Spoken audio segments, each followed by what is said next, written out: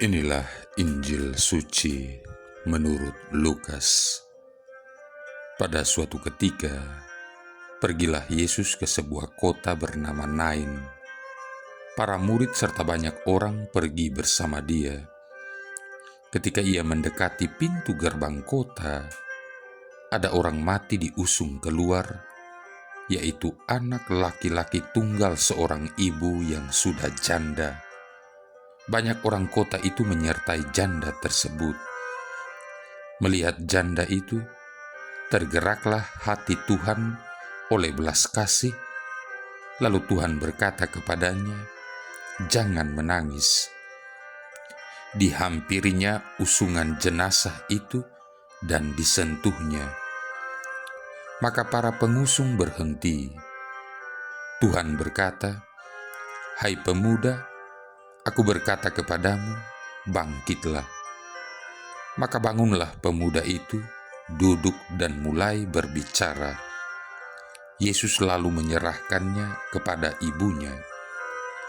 Semua orang itu ketakutan dan mereka memuliakan Allah sambil berkata, "Seorang nabi besar telah muncul di tengah-tengah kita dan Allah telah mengunjungi umatnya." Maka tersiarlah kabar tentang Yesus ke seluruh Yudea dan ke seluruh daerah sekitarnya. Demikianlah sabda Tuhan. Saudara-saudari yang terkasih, kembali lagi khalayak ramai menjadi saksi kebesaran kuasa Yesus. Setelah peristiwa penyembuhan hamba seorang perwira di Kapernaum yang sangat luar biasa, kini mereka menyaksikan peristiwa yang paling spektakuler. Yesus menghidupkan seorang muda yang mati, anak seorang janda di Nain, satu desa kecil yang masih mengenakan nama ini di daratan Yisrael, beberapa kilometer sebelah selatan Nazaret, di pinggir Hermon kecil, dan umumnya diterima sebagai tempat cerita dalam Injil. Kenapa kita katakan ini spektakuler? Bukankah mati adalah akhir? Kalau akhir dari untaian kata adalah titik, maka akhir untaian kehidupan suka duka, hitam putih, atau apapun namanya adalah mati. Kalau sebelum seseorang tiba ke kata mati, seandainya dia masih dalam keadaan sakit, maka segala upaya berupa proses medikasi akan dilakukan, bahkan bila perlu hingga ke negeri yang jauh. Bukankah kita biasa melihat betapa ramainya warga negara Indonesia yang berkunjung ke Penang, Malaysia? Mereka bukan pelancong-pelancong yang akan membelanjakan uangnya di mal-mal di Penang. Kalau yang seperti itu di mana-mana juga ada. Mereka ke sana untuk berobat, menggeser kedekatan ke kematian agar semakin jauh. Untuk sebuah keadaan bernama sembuh, orang rela melakukan apa saja, mulai dari menjual harta, meminjam untuk biaya, bahkan hingga yang tidak rasional sama sekali, yaitu jatuh ke praktek perdukunan. Saudara-saudari yang terkasih, namun kalau sudah mencapai ajal, air matalah yang berurai, sebab kematian tidak mungkin dilawan dengan alat apapun. Dia adalah lawan yang paling kuat dari seorang kaya, jenderal, bahkan raja yang paling berkuasa sekalipun. Seorang raja yang paling berkuasa pun yang memiliki prajurit terlatih yang menjaganya dari musuh-musuhnya. Tetapi kalau kematian datang, semua prajurit tidak akan sadar bahwa rajanya telah dibunuhnya. 1.000.000 tentara tidak akan mampu mengusir kematian. Puluhan tahun yang silam, potongan patung seorang prajurit ditemukan seorang petani Cina waktu ia sedang memperbaiki saluran air sawahnya. Setelah diadakan penggalian, ternyata ada hampir 9.000 patung prajurit yang bernama terakota dalam keadaan bersiap.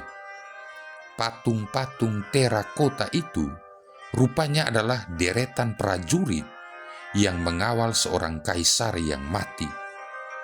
Kaisar Qin Shi Huangdi yang wafat tahun 210 sebelum Masehi.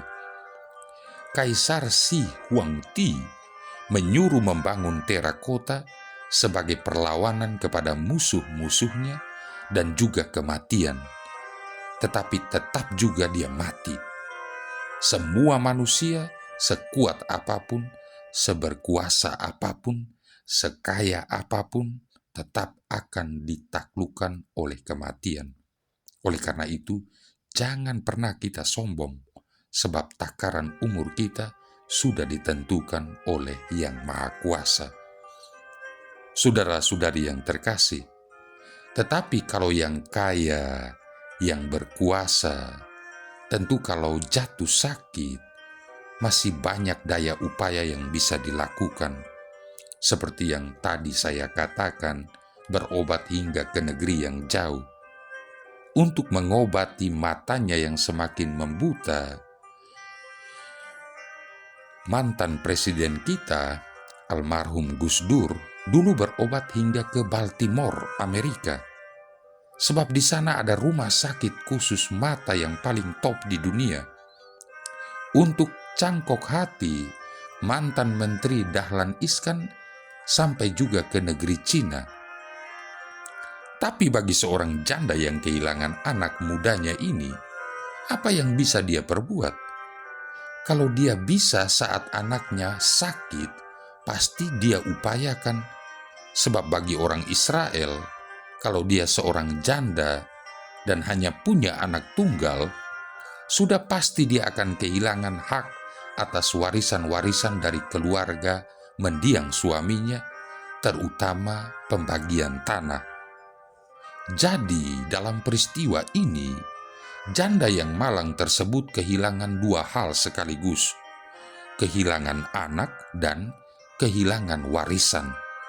Inilah poin yang membuat peristiwa ini menjadi sangat spektakuler. Saudara-saudari yang terkasih, dalam teks ini diterangkan bagaimana duka yang terjadi di kampung tersebut saat seisi kampung mengantarkan mayat itu menemani janda yang berduka tersebut. Rasa empati sesama tentu meringankan beban janda tersebut, sebab mereka mengetahui betapa pedihnya hidup yang akan dijalaninya ke depan. Tetapi Yesus di saat yang tepat menyelamatkannya dari dua duka cita tersebut. Yesus melihat janda itu dan tergeraklah hatinya oleh belas kasihan. Lalu ia berkata, "Jangan menangis."